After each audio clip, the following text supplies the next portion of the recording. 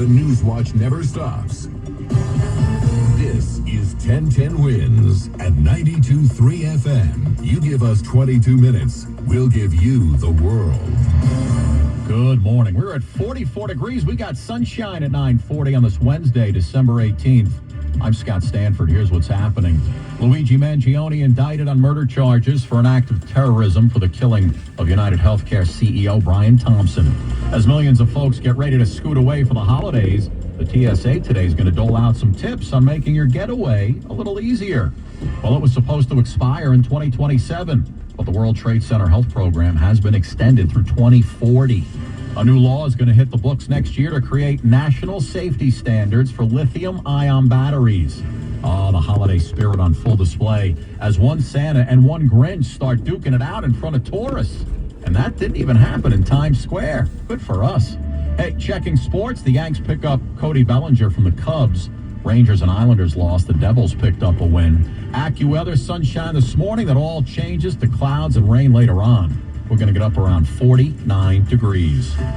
Winds News Time 9:41. Traffic and transit. Let's get you back out to Karen Stewart. Oh, we got it all bad in Queens right now on the LIE near the Clearview. Check this saga out. The westbound LIE is closed to the Clearview, ongoing from a truck accident that happened in the 5 o'clock hour and its subsequent investigation. Traffic is getting pushed from the westbound LIE onto the northbound Clearview.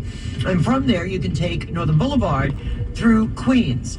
That might be one of your best bets because jumping on Northern Boulevard in Nassau County is going to be problematic because Northern Boulevard, both ways, east of the Little Neck, has delays due to a disabled bus getting cleared. The bus broke down getting onto Northern Boulevard from a side street and broke down in the middle of the turn there. Now, in addition to this westbound LIE closure at the Clearview, the ramp from the northbound Clearview to the LIE West is closed. And the bumper-to-bumper traffic on the eastbound LIE into the Clearview is pretty astronomical right now. So the Grand Central and Northern Boulevard, but Northern Boulevard in Queens, not Northern Boulevard in Nassau County, your best bet here. And then if you're traveling the Clearview itself, northbound near the Cross Island, we've got construction. And one lane is getting cleared. This is up near the Throgs Neck Bridge. Here's what you need to know about the bridges and tunnels. 45 for the George upper level, 25 for the George lower level, except from the Palisades, which has a 15 to 20 minute wait, and the outbound George is still 10. Our next report's coming up in less than 10. I'm Karen Stewart, 1010 Wins on 92.3 FM. Full charges are in for Luigi Mangione for his alleged shooting of United Healthcare CEO Brian Thompson.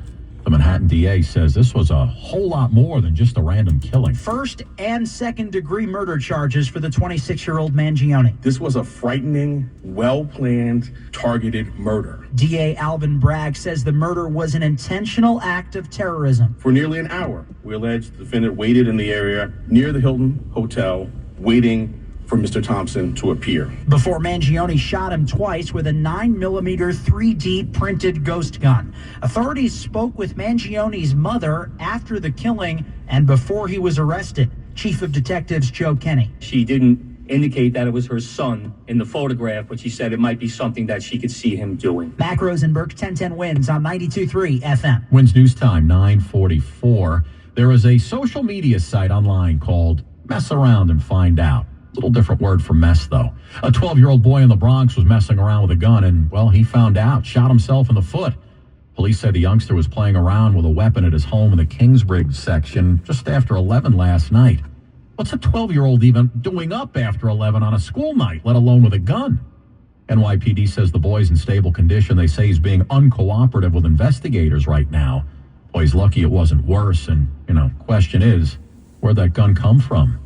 Hey, a lot of folks are going to be on the move over the holidays.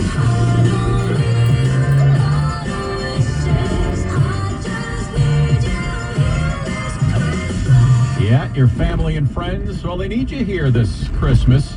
Officials expecting a 3.5% increase over last year. Nearly 120 million people nationwide expected to be out and about.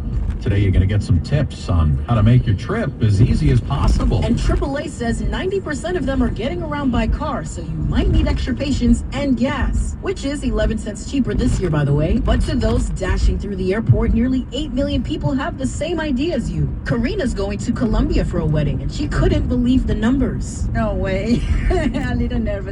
But hopefully everything's going to be well. And Lisa Farkstein with the TSA says to avoid a travel slowdown, check your bag before the TSA checkpoint. Most common thing that travelers bring to the checkpoint that's not permitted through the screening process are liquids, gels, and aerosols that are larger than the acceptable limit. Flyers also say their flight prices were pricier than usual, but that won't stop them from getting where they need to go. Amanda Alexander, 1010 Wins on 92.3 FM at Newark Airport. Well, here's some great news when it comes to fighting preventable and deadly battery fires.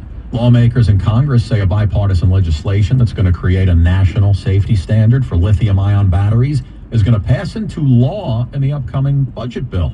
Here in the city, the FDNY says cheaply made batteries used on e-bikes and scooters have caused nearly 930 fires in the city since 2019, and they've led to the deaths of 33 people. New York City Fire Commissioner Robert Tucker very happy about the new law, saying the legislation will indeed save lives. And tremendous news coming out of Congress as well. The World Trade Center Health Program is going to receive funding for at least the next 15 years.